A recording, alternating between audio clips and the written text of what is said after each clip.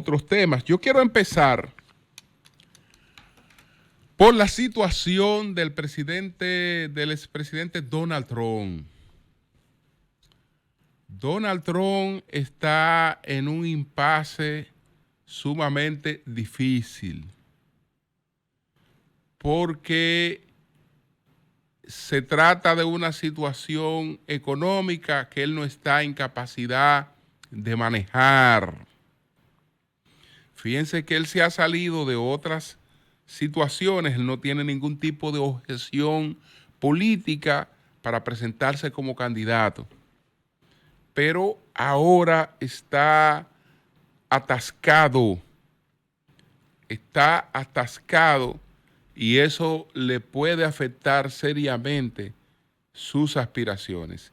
Y atascado en un mal momento, atascado en un momento en que necesita mayores finanzas para su campaña, pero ahora no solo la necesita para su campaña, sino que necesita finanzas para su campaña y necesita una liquidez bastante holgada para sus propios problemas personales.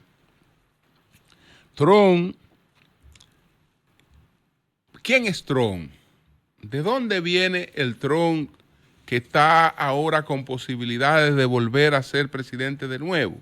Yo no le puedo hacer la historia completa porque por lo menos lo que nos interesa es el Trump que ha llegado a la presidencia de la República.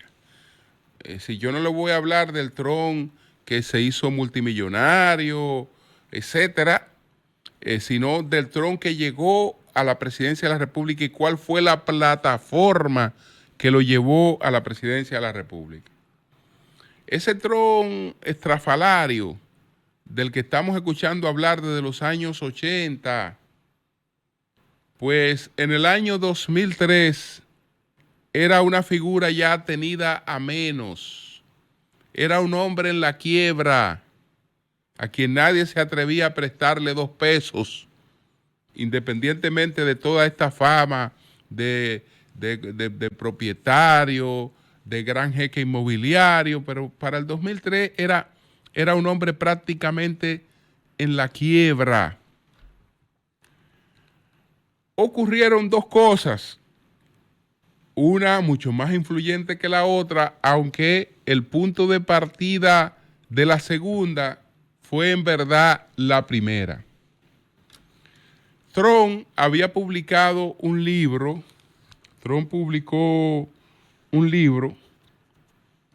entonces este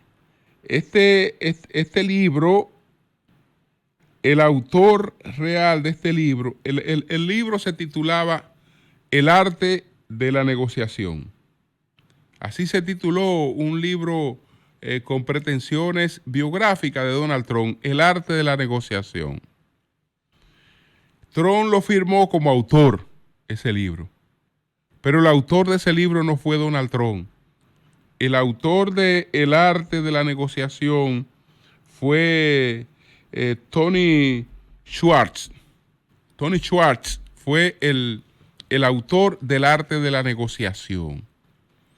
Y ahí se perfila esta figura que ha levantado un imperio multimillonario, una serie de cosas. Ya en el momento en que eso estaba planteado en el libro eran cosas ilusorias.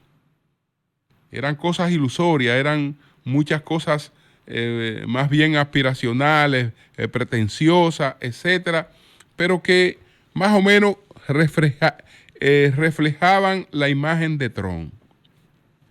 Ok, esto no es lo que lleva a este hombre a salir desde el desprestigio ya como hombre de la empresa inmobiliaria hacia una candidatura presidencial. Pero sí, la lectura de eso le da ciertas claves al hombre de la telerrealidad, por lo menos en los Estados Unidos, porque la telerrealidad tiene su historia en el viejo continente, pero el hombre de la telerrealidad, el que conocemos como el rey de la telerrealidad, Ese señor se llama Mark Burnett. Mark Burnett. Entonces, Mark Burnett concibe esta serie, The Apprentice, concibe esta serie, y el personaje que se le ocurre para esa serie, por lo que había leído ahí, por todas las referencias que tenía, es a Donald Trump. A Donald Trump. Y Donald Trump participa, incluso asociado, y de manera muy exitosa, tiene 14 series. 14 series.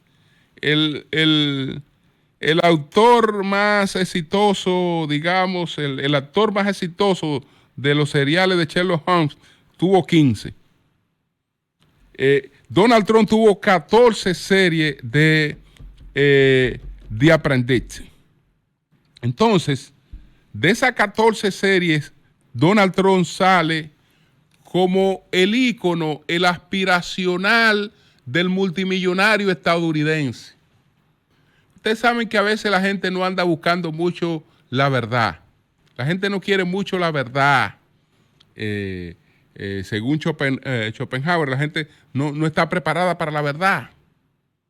Y aunque mucha gente sabía que todo eso que se planteaba y que reflejaba Trump era en gran medida ilusionado, pues lo compró al Chele y volvió a creer en una figura supermillonaria que nada más existía en la cabeza. Es decir, el Trump que proyectó esa serie y el Trump real eran dos Trones totalmente distintos. Eran dos Trump totalmente distintos, pero la gente compró el Trump de la serie.